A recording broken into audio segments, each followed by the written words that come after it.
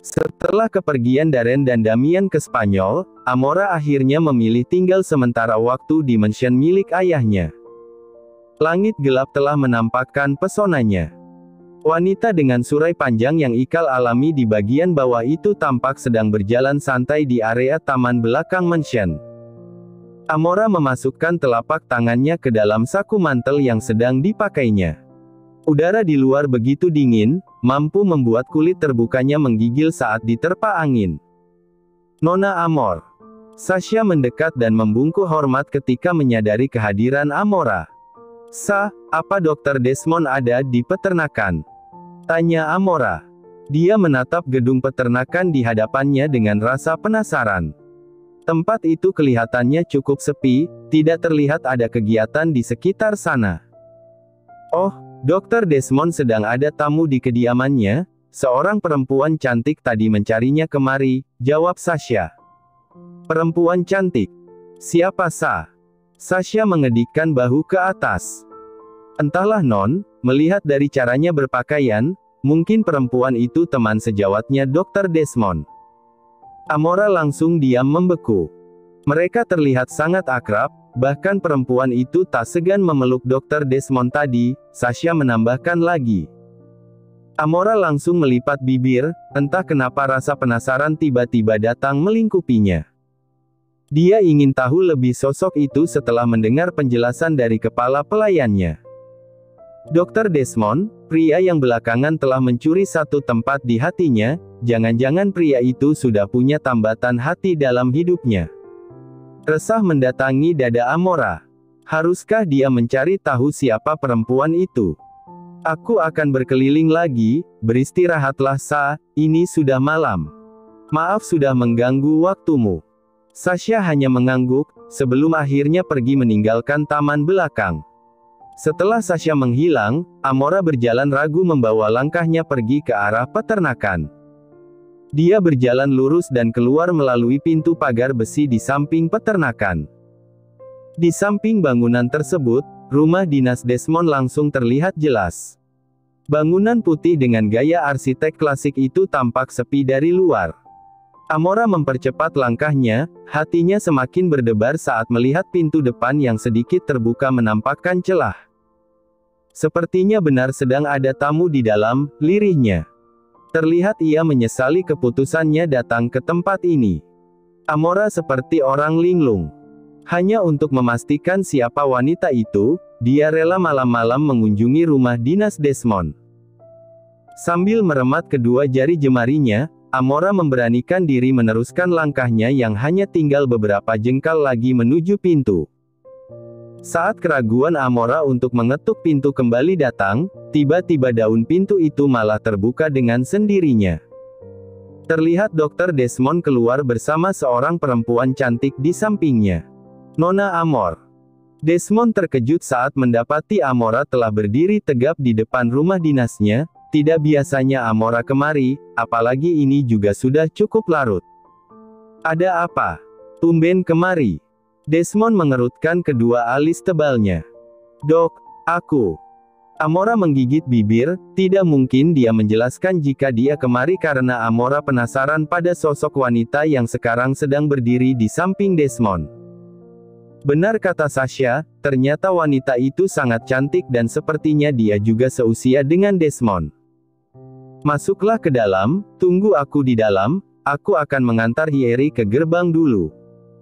Perkataan Desmond ia tujukan untuk Amora. Desmond kemudian menarik tangan Hiyeri dan menggenggamnya dengan mesra pergi dari teras rumah. Amora membeku, entah kenapa sesuatu dalam hatinya tiba-tiba sesak melihat pemandangan itu. Dari cara Desmond menatap wanita itu dan memperlakukannya, Amora menduga wanita itu pasti wanita yang spesial untuk Desmond. Cukup lama Amora menunggu di ruang tamu. Hingga laki-laki itu akhirnya kembali menampakkan batang hidungnya di depan Amora. Maaf, nunggu lama ya. Taksinya sedikit telat tadi, aku gak tega ninggalin Hiyeri sendirian di pinggir jalan. Desmond berkata sambil ikut duduk di seberang sofa yang Amora tempati. Amora yang sejak tadi duduk gelisah, memaksakan senyum di bibirnya. Gak apa-apa, Dok. Lagian aku juga cuman iseng mampir ke sini. Oh gitu, mau minum kopi latte? Tawar Desmond seperti biasa. Amora mengangguk. Desmond berdiri lalu masuk ke arah dalam rumah. Tanpa dipersilakan, Amora akhirnya ikut masuk dan mengikuti langkah pria itu sampai area dapur. Matanya mengendari pemandangan di ruangan itu. Ini kali pertama Amora masuk ke dapur milik Desmond. Ia cukup takjub melihat kebersihan dan kerapihan yang terjaga di dapur ini. Desmond sepertinya benar-benar tipe laki-laki yang sangat menjaga baik segalanya. Bertolak belakang dengan kepribadian Amora. Dia urakan bahkan terkadang untuk hal-hal kecil dia terlalu malas membereskan tempat tidurnya sendiri. Dok, Desmond tak menyahut, hanya menjawab dengan deheman singkat. Laki-laki itu sibuk mengaduk minuman di tangannya. Siapa perempuan tadi? Pertanyaan Amora berhasil menghentikan kegiatan tangan Desmond. Pria itu meletakkan sendok lalu mengangkat wajah untuk menatap wanita di sebelahnya. Hyeri, sahabat baikku, Nona. Desmond menjelaskan dengan binar misterius di sorot matanya. Baru kali ini Amora melihat binar itu. Desmond sepertinya menyukai wanita tadi, spekulasinya. Kenapa Nona tiba-tiba bertanya soal Hyeri? Desmond mengangkat satu alisnya. Amora langsung menggeleng cepat. Aku hanya ingin tahu, Dok. Desmond akhirnya mengajak wanita itu kembali ke ruang tamu. Dia menyodorkan kopi dan mereka pun bercengkrama hangat seperti biasanya. Ada siur ngilu di dada Amora saat Desmond sesekali menceritakan tentang persahabatannya dengan Hyeri. Hyeri wanita yang mandiri, dia tekun dan sangat menjaga baik pergaulannya. Aku sangat menyukai tipe wanita seperti itu. Perkataan Desmond bagai belati yang menusuk tajam. Amora merasa tersindir padahal dia tahu Desmond sedang tidak menyindirnya. Amora menundukkan kepalanya. Jadi jelas di sini, Amora sama sekali bukan tipe Desmond. Dia adalah kebalikan dari Hyeri. Dia bukan wanita mandiri karena masih sangat bergantung pada ayahnya dan pergaulannya cukup bebas selama ini. Begitu ya, Amora meraup udara sebanyak-banyaknya ketika rasa sesak tiba-tiba datang menghampiri. Dia mencoba menguatkan hati yang sedikit goyah karena ucapan Desmond tersebut ternyata sudah berhasil mempengaruhi perasaannya. Setelah dokter pergi, Darren kembali masuk ke dalam kamarnya.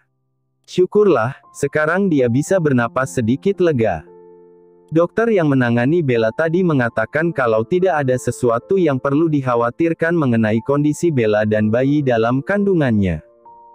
Dia pingsan karena terlalu syok dan tubuhnya memang sedikit lemah saat ini.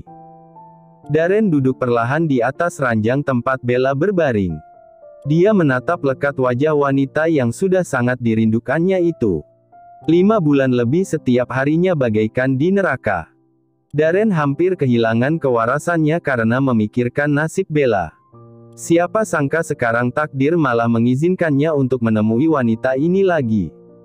Bibir laki-laki itu mengulas senyum ketika melihat ke arah perut Bella yang sudah semakin besar dari terakhir kali mereka bertemu. Perasaannya campur aduk saat ini. Dia bahagia tapi di sisi lain dia juga merasa menyesal karena tak sempat menemani Bella di tengah awal kehamilannya. Laki-laki itu akhirnya mengulurkan tangan, terlihat matanya berkaca-kaca saat telapak tangannya semakin dekat menyentuh permukaan perut Bella, tempat di mana buah hatinya tengah bersemayam. Bella, dengan tangannya yang lain Darren langsung mengusap genangan air mata sebelum jatuh membasahi pipi. Demi apapun, Darren tidak akan membiarkan Bella pergi lagi darinya. Dia akan membuat Bella dan bayi-bayinya tetap berada dalam kuasanya. Wanita ini mutlak miliknya dan ketiga malaikat kecil itu adalah tanda cinta yang ia tinggalkan untuk menyadarkan Bella bahwa wanita itu dari awal memang sudah ditakdirkan akan selalu terikat dengannya, sampai kapanpun. Bella menggeliat dalam tidurnya, membuat Darren sempat terkejut dan menegang beberapa sesaat.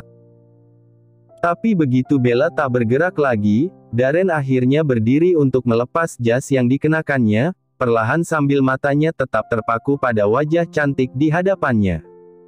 Malam ini dia akan tidur dengan memeluk wanitanya. Tak akan ia biarkan seorang pun merebut Bella dari sisinya. Tidak untuk Gavendra sekalipun. Hari ini bahkan Darren harus menggunakan cara licik untuk membuat pria itu kembali ke London. Darren tak ingin Gavendra mengganggu momen pentingnya bertemu dengan Bella kembali. Setelah mengganti bajunya dengan kaos polos berwarna hitam, Darren akhirnya ikut naik ke atas ranjang. Dia menarik selimut untuk menutupi tubuhnya dan Bella. Dia berbaring di sebelah wanita itu, mengangkat perlahan kepala Bella dan menjadikan sebelah tangannya sebagai bantal. Gerakan Darren sangat pelan dan hati-hati. Dia tak ingin membuat Bella terbangun, karena jika ia terbangun, maka malam ini Darren harus memutar otak untuk membuat Bella tetap tinggal di kediamannya. 1-2 kecupan mendarat lembut di atas kepala Bella. Darren memeluk wanitanya erat sambil berbisik lirih. "Aku merindukanmu, just only you, Bella." Matahari menyambut di luar jendela, ruangan terasa lebih dingin di pagi hari karena udara sejuk yang menyusup masuk melalui celah kamar yang terbuka. Bella terbangun, menemukan tangan besar melingkar di atas perutnya dengan posesif. Lengan kokoh yang dipenuh dengan rambut-rambut tipis tertangkap tak tahu diri. Bella menggeliat dan mencoba menolehkan wajah ke arah belakang, tapi tiba-tiba gerakannya ditahan ketika tangan besar yang lainnya ikut melingkar di depan tubuhnya. "Lepas!" Atensi suaranya meninggi. Dan ketika Bella berhasil mencuri kesempatan melihat sosok di belakangnya, dia langsung membeku dengan wajah syok. Gurat wajah dengan hidung mancung dan rahang tegas yang ditumbuhi jambang halus itu amat sangat dikenal Bella. Harusnya Bella tidak perlu meragukan instingnya ketika hidungnya mengenali aroma parfum mus mahal dari tubuh di belakangnya. "Lepas tuan, jangan seenaknya." Kali ini bukan hanya teriakan, tapi perlawanan yang Darren dapatkan. Pria itu membuka mata perlahan, manik hazelnya menemukan sorot yang tajam dari wanita yang semalaman tidur di dalam pelukannya. "Kau sudah bangun?" Dengan santainya dia malah mengabaikan pertanyaan Bella dan memilih untuk melempar pertanyaan yang lain dari mulutnya. Darren ingin menyibak helaian rambut yang menjuntai di depan wajah cantik itu, tapi tangannya langsung ditepis, bahkan sebuah geplak pun dia terima dari tangan mungil itu. "Jangan menyentuhku," sinis Bella dengan wajah galak. Darren malah tersenyum tipis. "Sampai kapanpun aku akan menyentuhmu. Aku bukan wanita simpananmu lagi." Bella hampir menjerit saking kesalnya. Tapi pria itu malah kembali menjawab ucapannya, "Kau memang bukan wanita simpananku lagi. Tapi kau adalah ibu dari buah hatiku. Selamanya kau akan menjadi satu-satunya wanitaku." Bella mendesis tak percaya. "Anda pasti sudah kehilangan akal." Darren mengangguk, seolah sedang mengiyakan tudingan Bella. "Benar, aku memang hampir gila karena kau pergi begitu saja dari hidupku, Bella." Bella membeku saat menemukan kerapuhan di balik manik hazel yang selama ini selalu terlihat arogan. Dan kalau tidak salah, genangan air mulai berkumpul memenuhi kelopak mata laki-laki itu. "Tuan yang memintaku sendiri pergi dari hidup Tuan, tidakkah Tuan ingat semua perkataan Tuan?" Darren sudah mau membuka mulutnya, tapi tertahan, kembali ia mengatupkan bibir rapat-rapat, berusaha keras untuk menekan kata-katanya yang sudah di ujung lidah. "Bukankah Tuan sendiri yang pernah mengatakan tidak mau melihatku lagi?" Suara Bella masih menggebu.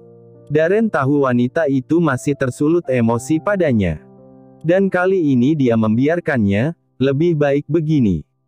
Melihat Bella memarahinya daripada Bella hanya diam tak mengatakan sepatah kata pun. Akan lebih repot dan memusingkan menghadapi kediaman seorang wanita bukan? Darren malah mendekatkan wajahnya dan memberikan sapuan hangat di leher Bella. Bella ingin mencegah, tapi laki-laki itu terus berusaha sampai ia tak bisa berkutik ketika tangan Darren menahan pergerakannya. Bella akhirnya mendapat kecupan ringan di belakang leher dari sosok berhidung mancung di belakangnya. Hangat bercampur geli, ketika jambang lelaki itu menyapa kulitnya. Aku merindukanmu, juga bayi dalam kandunganmu, Bella. Darren berbisik dengan nada lirih penuh perasaan. Bella mematung, air matanya langsung tumpah membasahi pipi. Rasanya sesak, tapi sesak kali ini entah mengapa begitu penuh dengan keharuan di dalamnya. Bella hampir terbuai, sampai akhirnya ingatan tentang semua perlakuan tak berperasaan Darren dahulu kepadanya kembali terseret masuk dalam benaknya. Anda tidak pernah menginginkan bayi ini karena aku yang mengandungnya, aku bukan wanita yang sesuai dengan kriteria Anda bisa mencari wanita lain yang sepadan dengan Anda Tuan. Kembali menegaskan, kalimat Darren dulu nampaknya sangat membekas di hati Bella. Wanita itu bergerak menjauh saat menyadari pelukan Darren merenggang karena keterkejutannya mendengar ucapan Bella. Bella, laki-laki itu ikut bangun dan mencoba menghampiri Bella yang sedang memakai kembali alas kakinya. Dengarkan aku. Darren sudah berdiri di depan Bella, menahan kedua bahunya agar Bella tetap duduk di pinggir ranjang. Aku tidak mau dengar apapun. Kita sudah selesai. Bella mendonggak, Darren kembali tersentak ketika menemukan wajah penuh amarah milik Bella. Wanita yang dulu bahkan tak akan pernah sanggup untuk sekadar menunjukkan rasa tidak sukanya pada apapun yang Darren lakukan. Kini terlihat begitu menantang dengan sorot yang dipenuhi kebencian. Tuan tidak berhak seenaknya seperti ini, aku sudah bahagia dengan hidupku. Jangan mengusikku lagi. Darren menghela napas gusar. Dia akhirnya menjatuhkan kedua dengkulnya dan bersimpuh di depan wanita untuk pertama kalinya. Bella yang tak menyangka Darren akan melakukan itu, sedikit terperangah dengan tubuh yang membeku. Manik Hazel itu menguncinya rapat dalam sorot yang tak pernah Bella lihat sebelumnya. Mata Darren begitu menginginkannya. Tidak seperti dulu, sorot mata itu hanya penuh dengan tatapan rendah dan merendahkan. Aku tahu apapun yang aku katakan dulu padamu sangat tidak pantas. Aku menyesal Bella. Maafkan aku. Darren ingin meraih tangan wanita itu, tapi Bella langsung menjauhkan tangannya dan menyembunyikannya di belakang punggung.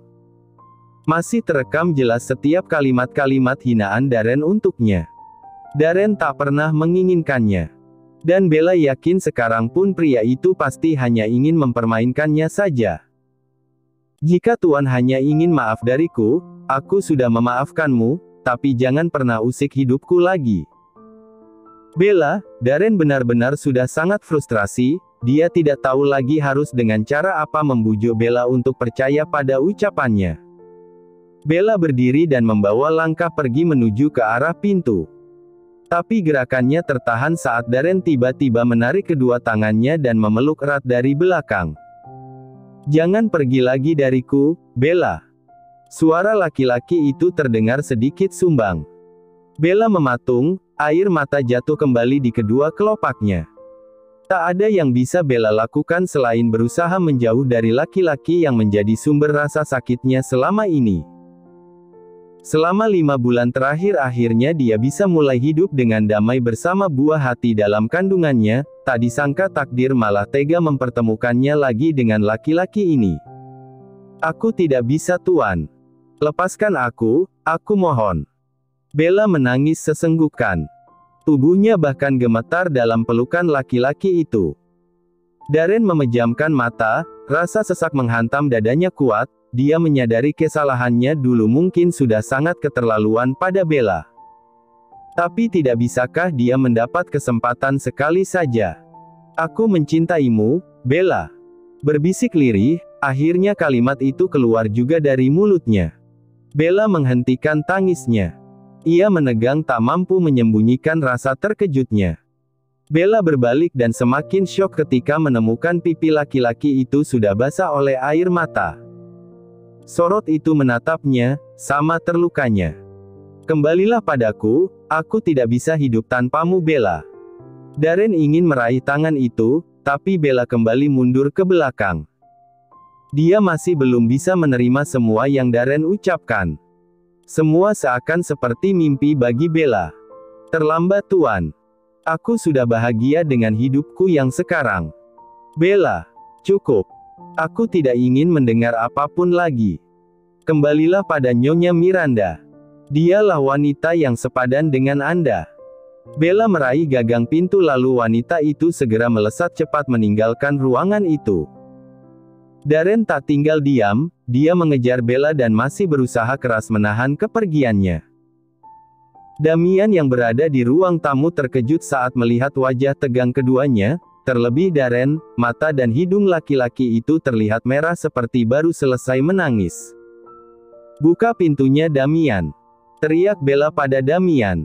Bella tak bisa keluar karena pintu di depannya terkunci rapat.